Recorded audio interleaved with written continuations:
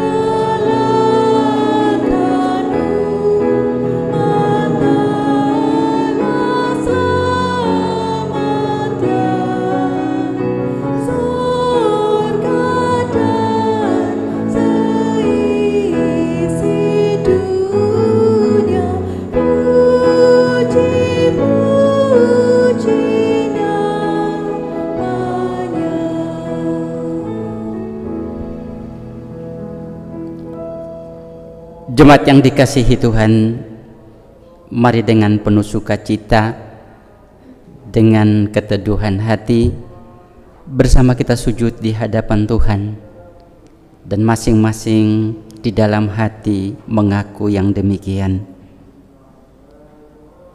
Tuhan adalah Sang Pencipta langit dan bumi, beserta segala isinya, juga Tuhan yang merawat, memelihara segenap ciptaan dengan kasih yang tidak berkesudahan. Damai sejahtera Tuhan Yesus menyertai umat miliknya. Amin. Demikian sabda Tuhan bagi kita. Barang siapa tinggal di dalam Aku dan Aku di dalam Dia, ia berbuah banyak. Sebab di luar Aku, kamu tidak dapat berbuat apa-apa.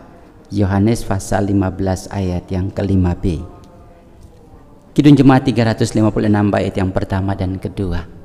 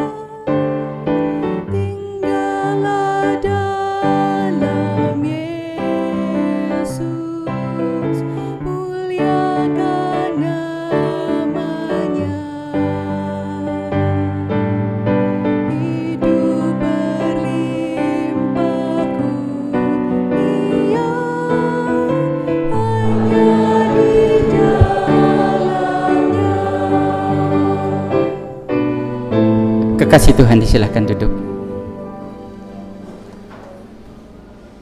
Mari saudara-saudara kekasih Tuhan, sebelum kita mengaku dan menyesali akan dosa dan pelanggaran kita di hadapan Tuhan, bagian firman Tuhan yang menuntun kita di saat ini kami bacakan demikian.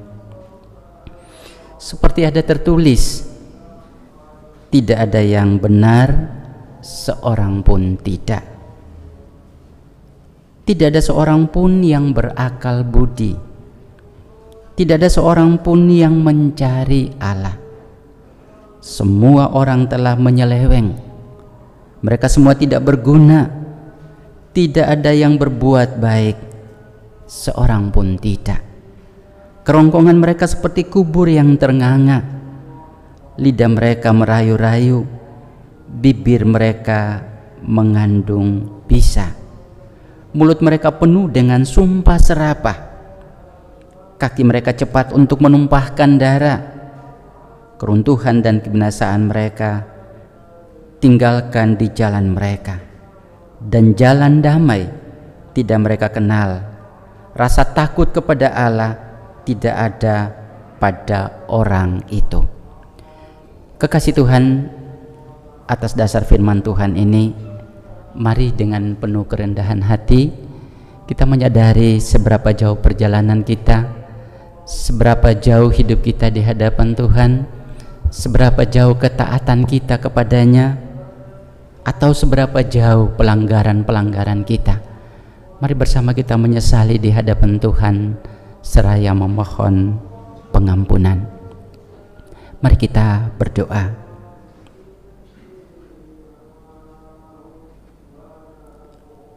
Allah sejati, karya-karyamu sejati untuk menghidupkan kami. Pemeliharaanmu begitu sempurna, menjaga dan menaungi kami dalam hari-hari perjalanan di sepanjang minggu yang akan berlalu. Dikau selalu hadir di setiap keberadaan kami, dalam situasi dan suasana apapun.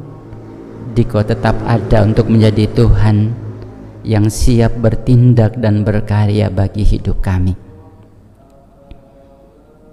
Anugerah demikian besar kami terima setiap saat.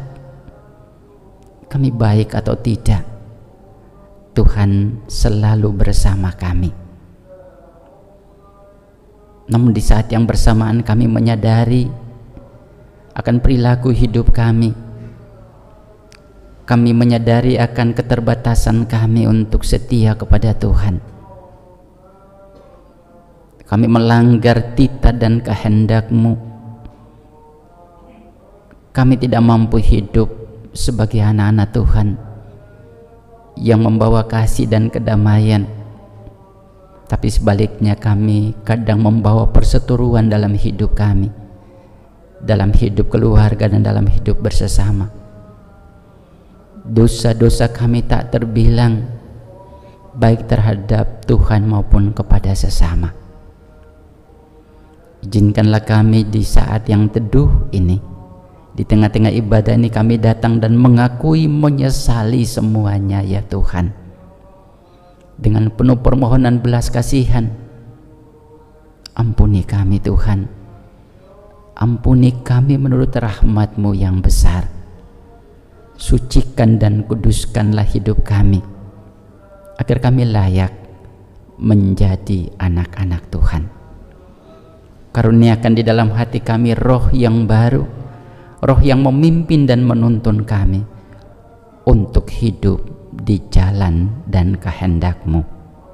Demi Kristus Yesus, Sang Pengampun sejati, kami berdoa dan memohon. Amin. Kekasih Tuhan, saya mengundang untuk bersama-sama berdiri.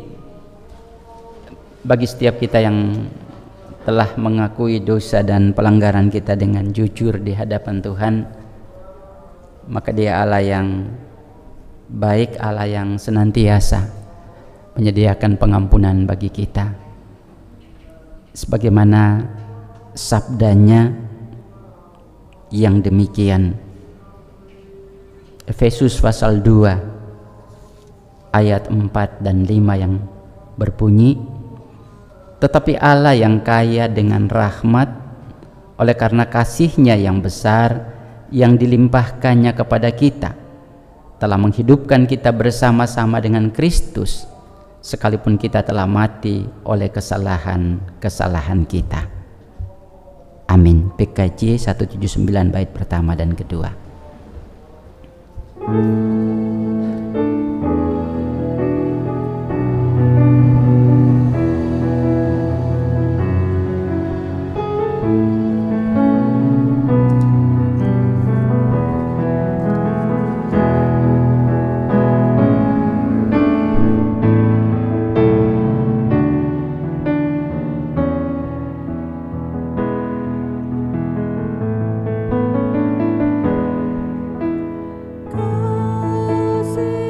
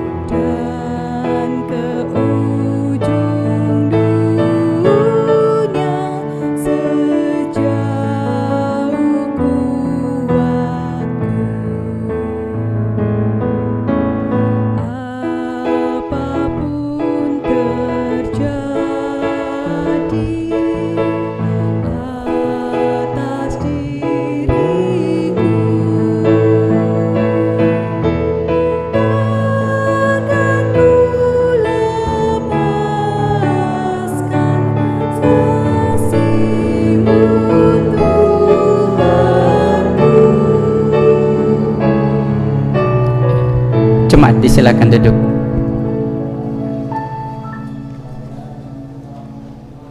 Renungan pada ibadah pagi hari ini sebagai dasar dari firman Tuhan dari Injil Lukas ayat 13 ayat 1 sampai dengan 9. Sebelum kita membaca dan merenungkan firman Tuhan, bersama kita satukan hati, kita masuk di dalam doa.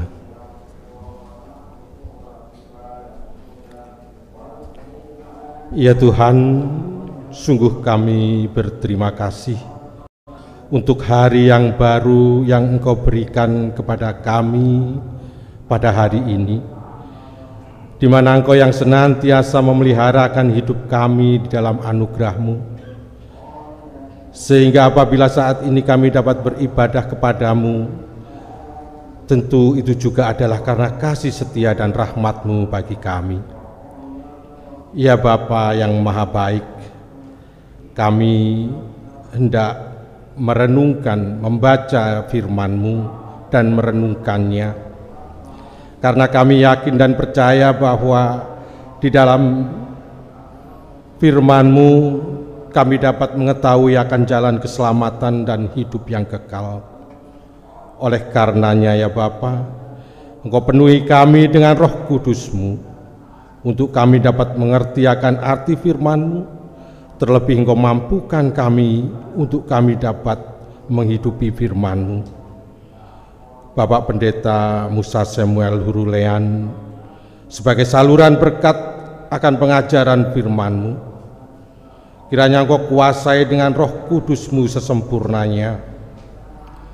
Berfirmanlah ya Tuhan, kami siap mendengar dan menghidupi firman-Mu. Kami berdoa dan memuliakan diri-Mu di dalam nama Yesus Kristus, Tuhan dan Juru Selamat kami. Amin. Firman-Nya di dalam Injil Lukas 13 ayat 1 sampai dengan 9. Demikian sabdanya. Dosa dan penderitaan. Pada waktu itu datanglah kepada Yesus beberapa orang membawa kabar tentang orang-orang Galilea yang darahnya dicampurkan Pilatus dengan darah korban yang mereka persembahkan. Yesus menjawab mereka, "Sangkamu orang-orang Galilea ini lebih besar dosanya daripada dosa semua orang Galilea yang lain, karena mereka mengalami nasib itu? Tidak, kataku kepadamu, tetapi jikalau kamu tidak bertobat, kamu semua akan binasa atas cara demikian. Atau sangkamu ke-18 orang yang mati ditimpa menara dekat Siloam lebih besar kesalahannya daripada kesalahan semua orang lain yang diam di Yerusalem? Tidak, kataku kepadamu, tetapi jikalau kamu tidak bertobat, kamu semua akan binasa atas cara demikian." Perumpamaan tentang pohon ara yang tidak berbuah. Lalu Yesus mengatakan perumpamaan ini. Seorang mempunyai pohon ara yang tumbuh di kebun anggurnya, dan ia datang untuk mencari buah pada pohon itu, tetapi ia tidak menemukannya. Lalu ia berkata kepada pengurus kebun anggur itu, "Sudah 3 tahun aku datang mencari buah pada pohon ara ini, dan aku tidak menemukannya. Tebanglah pohon ini. Untuk apa ia hidup di tanah ini dengan percuma?" Jawab orang itu, "Tuhan, biarkanlah dia tumbuh tahun ini lagi. Aku akan mencangkul tanah sekelilingnya dan memberi pupuk kepadanya. Mungkin tahun depan ia berbuah. Jika tidak, tebanglah dia." Amin. Begitulah sabda Tuhan yang dibacakan bagi kita semua. Tentunya kita yang berbahagia dan diberkati Tuhan adalah kita yang mendengar, merenungkan, dan memberikan hidup kita dituntun oleh kebenaran sabdanya. Amin. NKB 116 bait yang pertama dan kelima.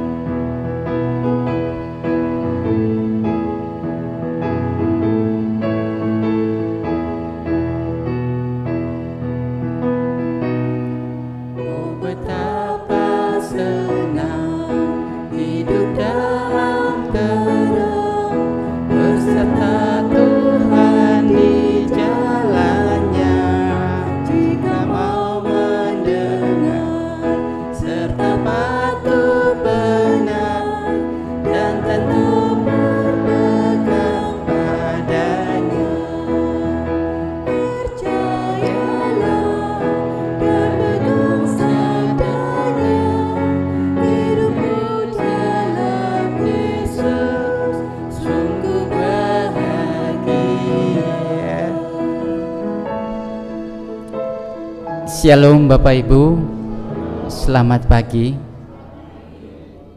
Bertumbuh dan menghasilkan buah. Tema khotbah atau perenungan kita di Prapaskah ketiga minggu ini. Bapak Ibu, saudara-saudara yang dikasihi Tuhan, ada seorang petani mangga.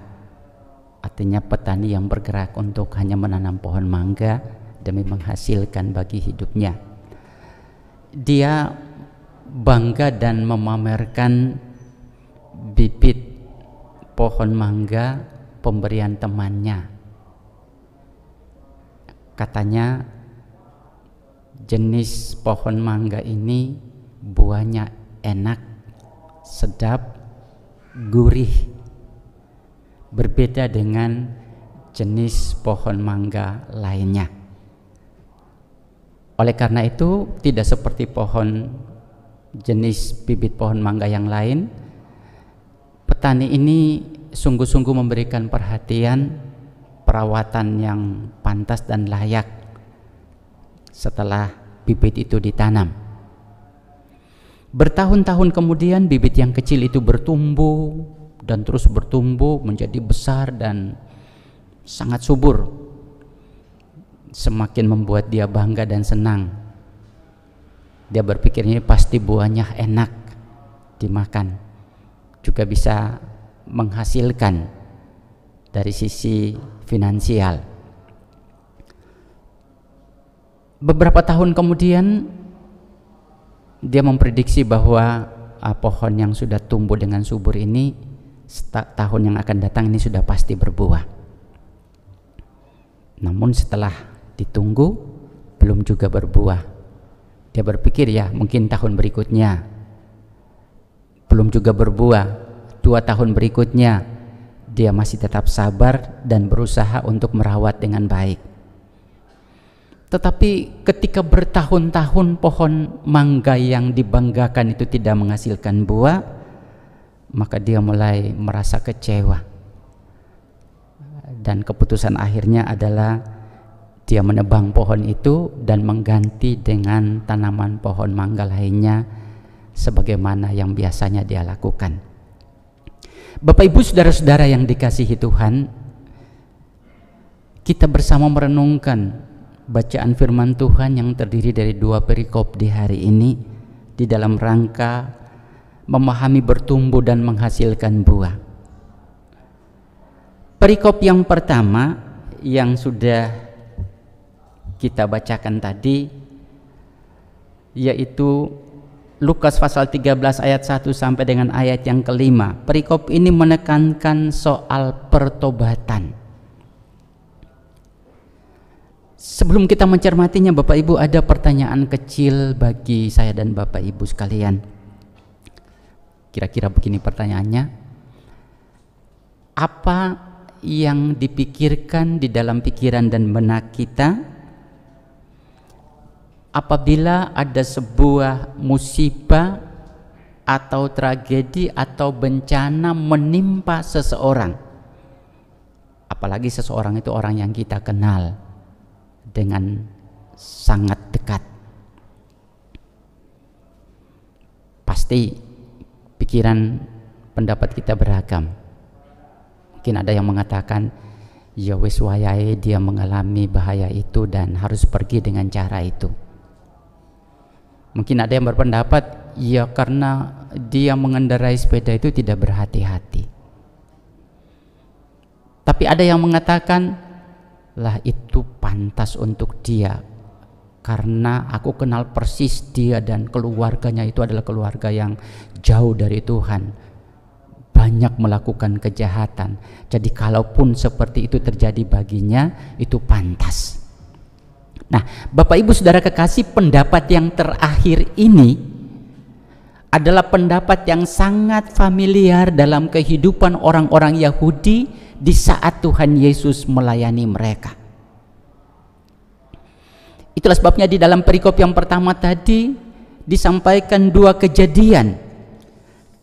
Kejadian yang pertama dikatakan bahwa terjadi pembantaian orang-orang Galilea oleh tentara Pilatus saat mereka sedang mempersembahkan korban di bait suci.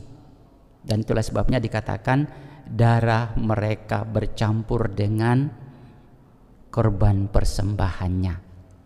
Mengapa orang-orang Galilea itu dibantai?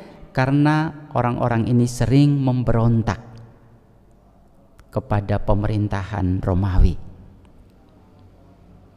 Kemudian ada peristiwa kedua yang menggambarkan pemahaman orang Yahudi saat itu adalah Tuhan Yesus juga menyampaikan 18 orang yang mati secara mengenaskan setelah tertimpa oleh salah satu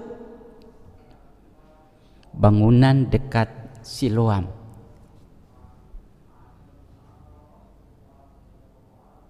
Lalu kemudian Tuhan Yesus bertanya kepada mereka, atau dengan sangat tegas menyatakan kepada mereka, apakah kalian menyangka bahwa baik orang-orang Galilea maupun orang-orang Yerusalem yang mati secara mengenaskan itu dosanya jauh lebih besar daripada semua orang? Tidak. Dengan tegas pula Tuhan Yesus mengatakan, tetapi jikalau kamu tidak bertobat, kamu semua akan binasa atas cara demikian. Jadi Bapak Ibu, Tuhan Yesus tidak fokus untuk berbicara soal dosa dan akibatnya atau dosa dan upahnya. Tetapi Tuhan Yesus ingin menyampaikan, ingin membantah pemahaman yang terjadi dalam kehidupan orang Yahudi pada saat itu, bahwa kalau orang berbuat dosa pasti celaka, orang berbuat baik pasti memperoleh berkat. Tuhan Yesus ingin membantah pemahaman ini. Kalau Anda kata Bapak Ibu, saya dan panjenengan sepakat kalau orang yang mengalami bencana, malapetaka, sakit, penderitaan adalah akibat dosa dan pelanggarannya. Lalu bagaimana dengan kisah Ayub, seorang yang setia dan taat kepada Tuhan, selalu beribadah kepada Tuhan, tapi dia mengalami bencana demi bencana sampai pada sakit yang sangat berat. Bagaimana dengan Rasul Paulus, penginjil yang sangat gigih, ulet dan setia untuk memberitakan firman Tuhan, tetapi kemudian dia dipenjarakan dan akhir hidupnya mengenaskan. Lehernya dipenggal oleh Kaisar Nero di sekitar tahun 67. Artinya bahwa Tuhan Yesus tidak mempersoalkan soal dosa dan akibatnya, tetapi Tuhan Yesus mau mengatakan kepada orang-orang Yahudi, jangan mudah menghakimi orang lain.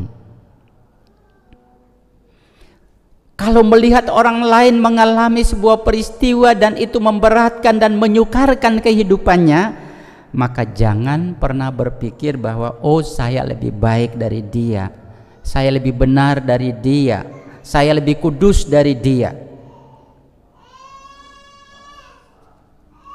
Atau juga jangan kita sibuk menilai dosa orang lain melalui peristiwa hidup atau matinya. Lihatlah kepada diri kita sendiri. Tidak usah mempersoalkan kesalahan, pelanggaran, kejahatan orang lain dengan apa yang menimpa hidupnya, tapi mari kita melihat kepada kedalaman diri kita. Jangan kita menghakimi orang lain, tapi lihatlah kepada diri kita. Pertobatan itu jangan dilihat dari orang lain, tapi lihatlah mulai dari diri kita.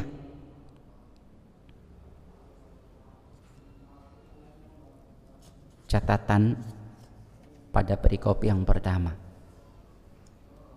Perikop yang kedua, dia menegaskan soal bagaimana menghasilkan buah. Kelanjutan dari sebuah pertobatan adalah harus bertumbuh, harus berbuah. Di dalam gambaran perikop kedua disampaikan di sana ada pohon ara yang bertumbuh, hanya sebatang pohon ara yang bertumbuh di tengah-tengah kebun anggur. Bapak Ibu, pohon ara ini pohon yang boleh dibilang pohon berkat bagi kehidupan orang-orang Yahudi zaman itu. Pohon ara ini bisa tumbuh berdampingan dengan jenis tanaman apa saja. Pohon ara ini bisa tumbuh di segala jenis tanah apa saja. Sampai di tanah yang berbatu sekalipun, pohon ara ini bisa tumbuh besar, subur, memberikan tempat untuk orang berdoa dan berteduh di bawahnya, tapi juga menghasilkan buah. Pertanyaannya, kenapa pohon ara yang mestinya ada di tengah-tengah kebun anggur tanah yang subur tidak berbuah? Bahkan dikatakan oleh pemiliknya, sudah 3 tahun saya mencari buahnya tapi tidak ada, tebang saja. Tapi oleh pengurus kebun itu, jangan Tuhan, biarkan setahun lagi saya akan merawatnya. Kalau tidak berbuah tahun depan, barulah ditebang. Masih ada kesempatan. Pertanyaan yang tadi saya katakan Bapak Ibu, bahwa mestinya pohon ara ini berada di tengah-tengah kebun anggur, ada di antara pohon anggur, tanahnya subur, mestinya berbuah. Kenapa tidak? Kekasih Tuhan, ada seorang teolog, seorang pendeta yang bernama Dietrich Bonhoeffer. Dia ini hidup di zaman Nazi, di zaman Hitler, membantai jutaan orang Yahudi. Dia mengatakan bahwa ada 2 model orang Kristen merespon anugerah Tuhan. Yang pertama, dia katakan cheap grace, artinya kelompok ini menganggap anugerah itu sebagai anugerah yang murahan. sehingga mereka setelah menerima pengampunan mereka hidup lagi secara keduniawian, tidak peduli. Tapi ada kelompok yang dia katakan mereka menerima anugerah itu sebagai costly grace. Mereka menganggap anugerah itu adalah hal yang mahal, sehingga dalam kehidupannya dia harus membayar anugerah itu. Apapun yang terjadi dengan hidupnya, dia siap menjalani demi untuk Kristus. Bapak Ibu kekasih Tuhan, apakah pohon ara tadi dia hidup di tengah-tengah tanah yang subur, tapi dia menganggap, dia tidak mengabaikan itu sehingga dia tidak menghasilkan buah? Saudara kekasih Tuhan,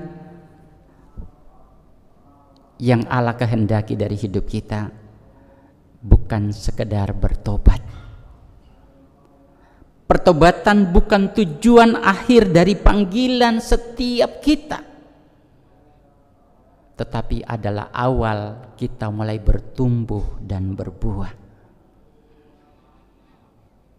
Hanya saja orang yang sudah bertobat, Bapak Ibu, belum tentu dia bisa bertumbuh.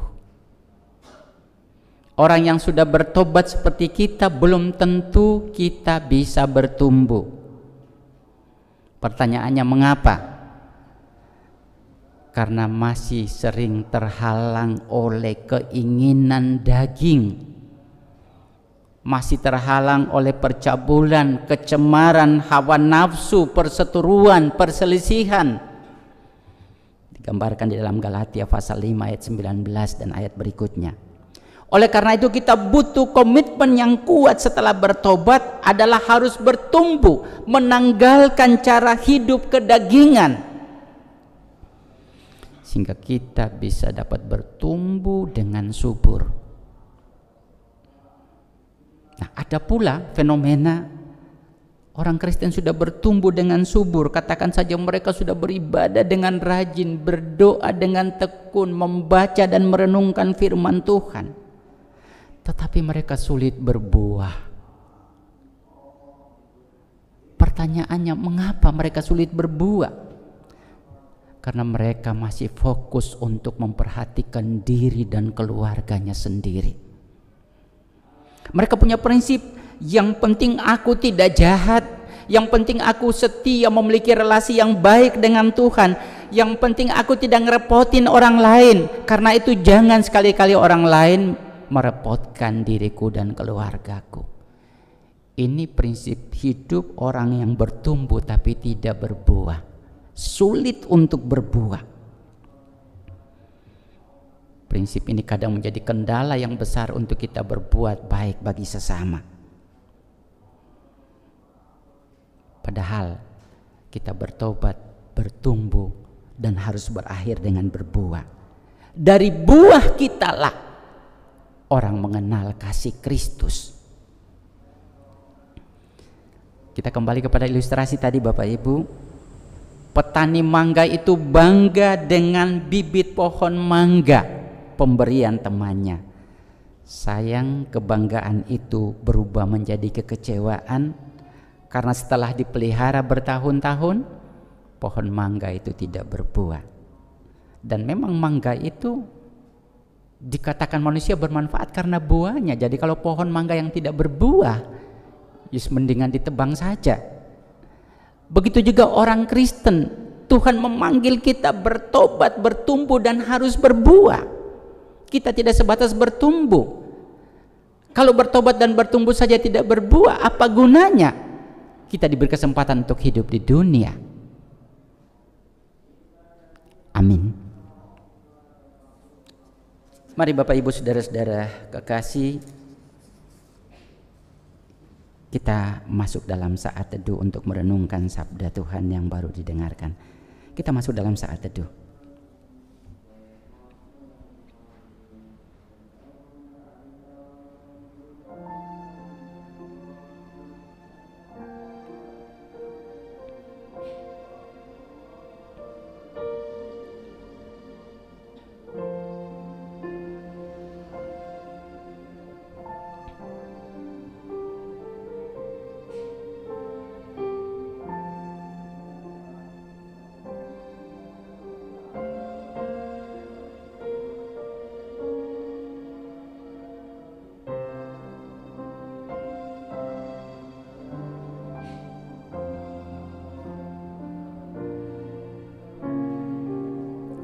Saat teduh kita akhiri, saya mengundang Bapak Ibu untuk bersama-sama berdiri.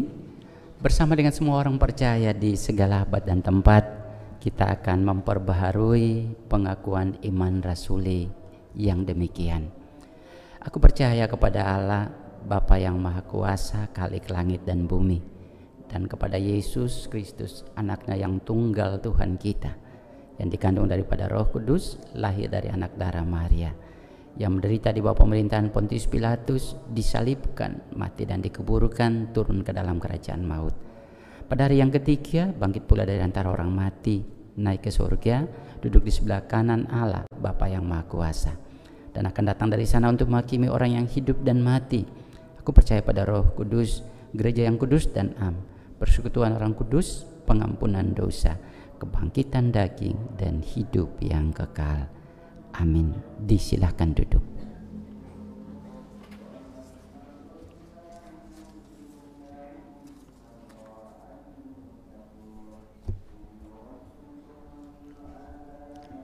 Bapak, Ibu, dan saudara-saudara yang terkasih dalam nama Tuhan Yesus Kristus, pada pagi hari ini kita patut bersyukur kepada Tuhan.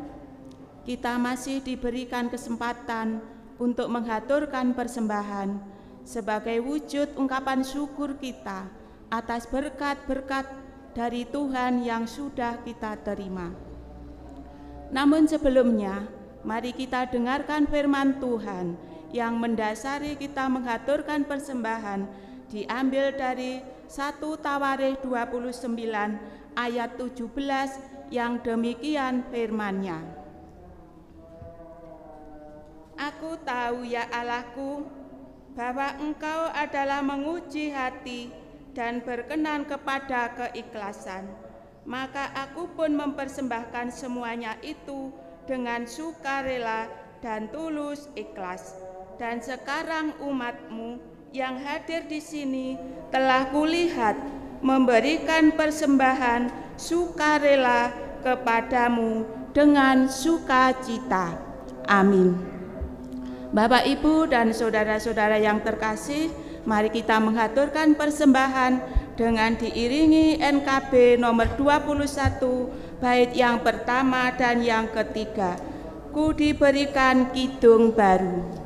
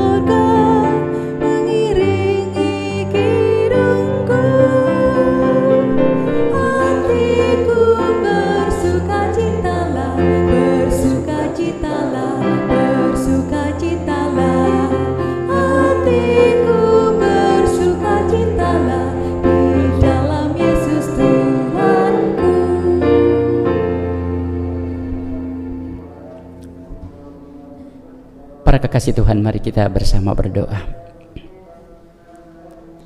Dengan hati yang penuh sukacita,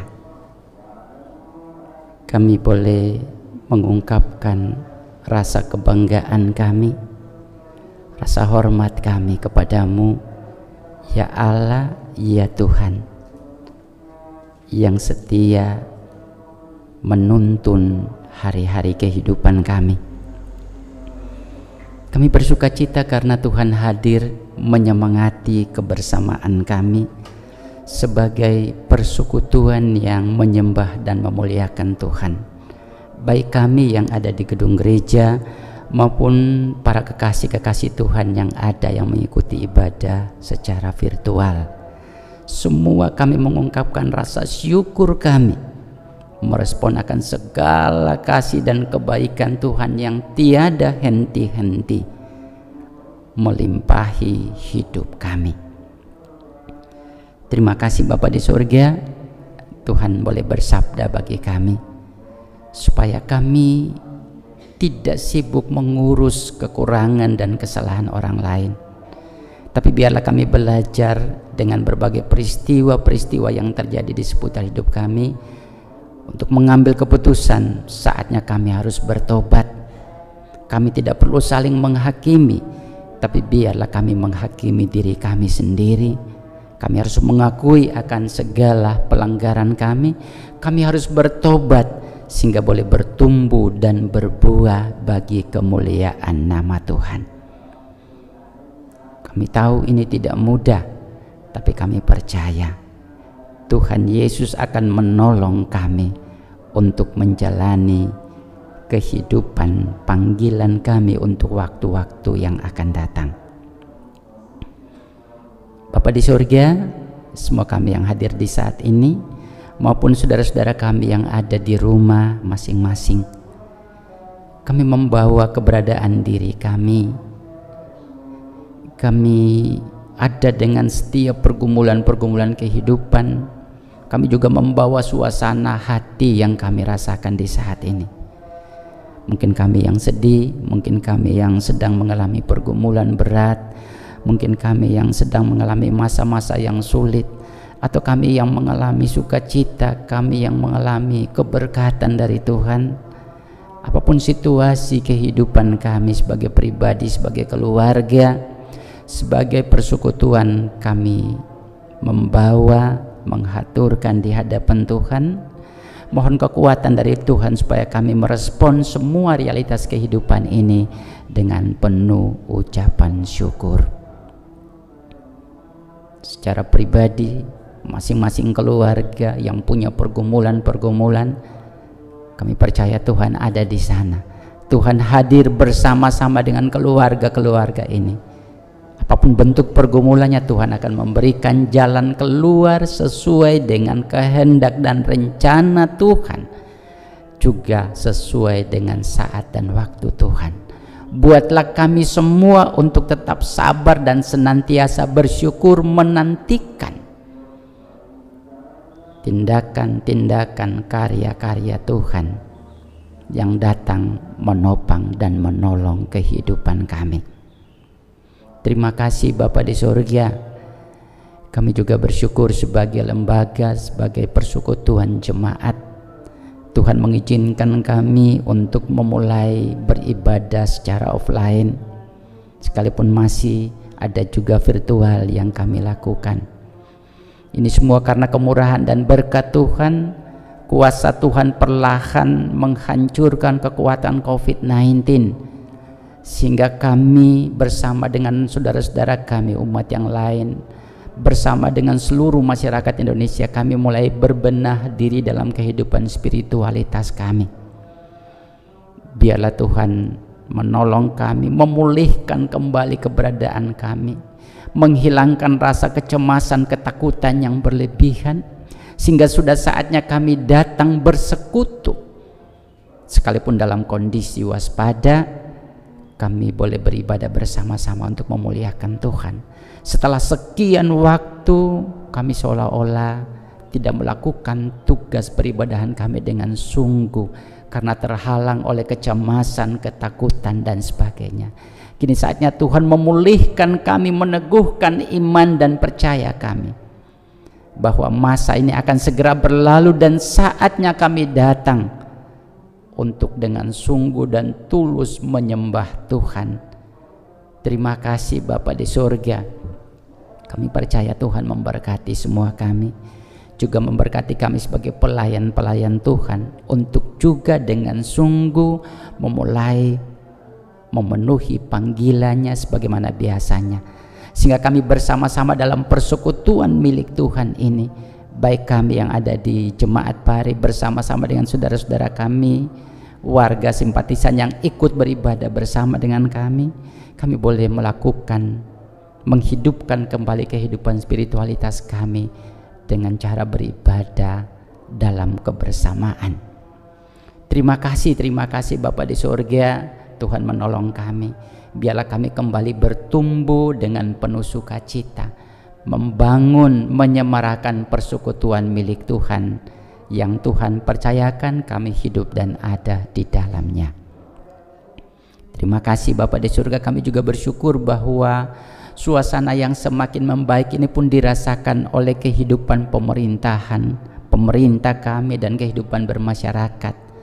Biarlah Tuhan menolong kami semua, sehingga biarlah kami benar-benar melakukan apa yang menjadi fungsi dan peran kami sebagai warga bangsa. Juga pemerintah kami dapat melakukan tugas-tugas mereka dengan sungguh-sungguh, sehingga upaya untuk membenahi kembali kehidupan berbangsa dan bernegara yang sekian waktu terpuruk, biarlah kami boleh bangkit bersama-sama dengan pemerintah kami untuk berjuang mengupayakan masa depan yang lebih baik bagi kehidupan bangsa dan negara. Kami tahu Tuhan bahwa kendala-kendala selalu ada dalam upaya pemerintah kami untuk mewujudkan kesejahteraan hidup bagi warga bangsa. Baik kendala-kendala itu dari diri kami sendiri, dari kehidupan bermasyarakat, dari kelompok-kelompok tertentu yang sengaja untuk menuntut kebenarannya sendiri. Tuhan Yesus tolong pemerintah kami agar dengan penuh sabar mengatasi semua persoalan-persoalan yang ada, sehingga biarlah dengan sungguh membawa bangsa ini menuju kepada kehidupan yang lebih baik di hari esok. Terima kasih Bapa di surga. Kami menyerahkan persembahan yang sudah kami haturkan bersama di saat ini. Kami akui bahwa yang kami persembahkan ini adalah hanya bahagian kecil dari apa yang kami terima, namun Tuhan berkenan menerima dan memberkatinya demi karya kasih Tuhan di tengah-tengah jemaat bahkan bangsa kami. Kami bersyukur Tuhan beri kami kesempatan untuk memuliakan nama Tuhan. Terimalah segenap ungkapan pujian, hormat dan syukur kami. Biarlah semua menjadi persembahan yang harum di hadapan Tuhan. Berkenan Bapa memberkati semua kami yang berperan dalam ibadah ini. Siapapun kami, biarlah talenta-talenta yang kami persembahkan lewat peran kami menjadi berkat bagi kehidupan bergereja, dan juga Tuhan memberkati kami adanya. Kami mempersiapkan diri untuk memulai kehidupan di minggu pekan yang akan datang. Memohon Tuhan menolong kami, membersamai kami, menyertai kami dengan kekuatan, dengan kuasa, dengan hikmat, dengan kemurahan Tuhan, sehingga kami mampu melangkah menjalani hari-hari kehidupan di hari esok dengan langkah-langkah yang pasti. Mohon ampun Bapa atas segenap salah dan dosa kami. Dalam Kristus Yesus Tuhan, kami menghaturkan doa ini kepada Bapa di sorga. Juga kami mengakhiri dengan doa yang telah diajarkan bagi kami, doa Bapa kami.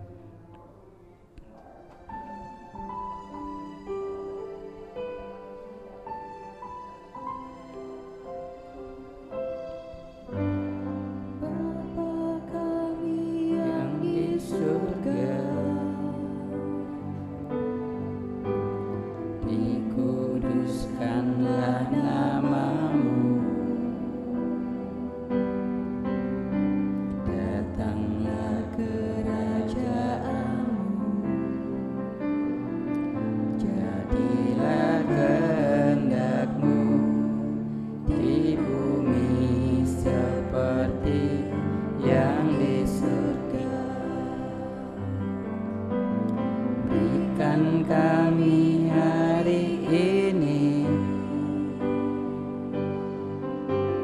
makanan yang secukupnya,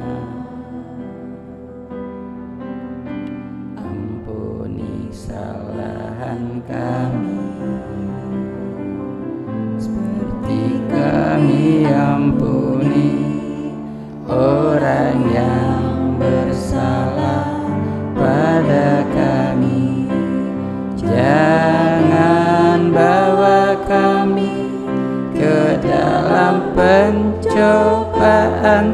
Tapi lepaskan kami dari yang jahat, karena Engkau punya kerajaan dan kuasa, kemuliaan selamanya. Amin. Amin. Amin.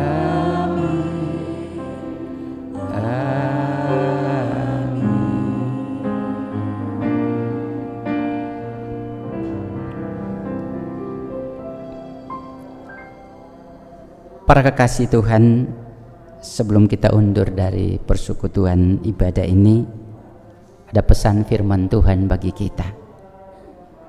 Bukan kamu yang memilih aku, tetapi aku yang memilih kamu. Dan aku telah menetapkan kamu supaya kamu pergi dan menghasilkan buah, dan buahmu itu tetap. Supaya apa yang kamu minta kepada Bapa dalam namaku diberikannya kepadamu. Bapak Ibu, saudara-saudara kekasih, saya mengundang untuk bersama-sama berdiri. Kita muliakan Tuhan dengan Kidung Jemaat 309 bait yang pertama dan 4.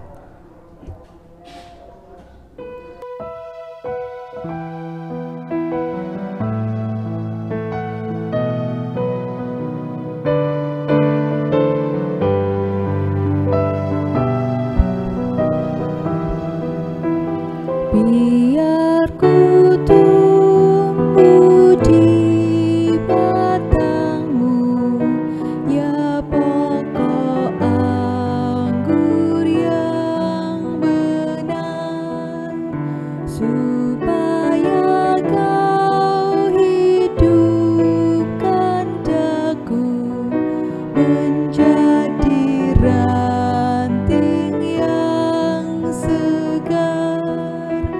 Jika Engkau beri berkat, aku berbuah yang lebat.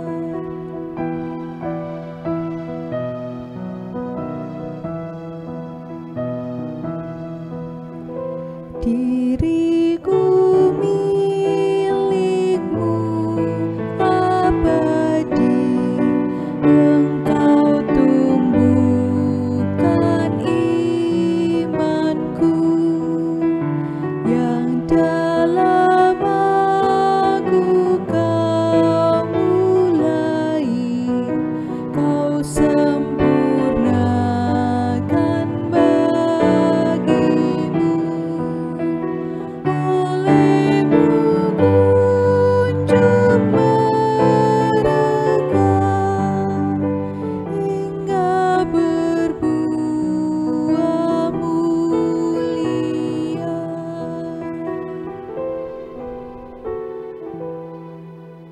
Arahkan hati, pikiran, dan hidup saudara kepada Tuhan, dan bersama kita mohon berkat. Allah damai sejahtera kiranya melengkapi jemaat dengan segala yang baik untuk melakukan kehendak-Nya dan mengerjakan di dalam jemaat apa yang berkenan kepadanya oleh Yesus Kristus. Bagi Dialah kemuliaan sampai selama-lamanya. Amin.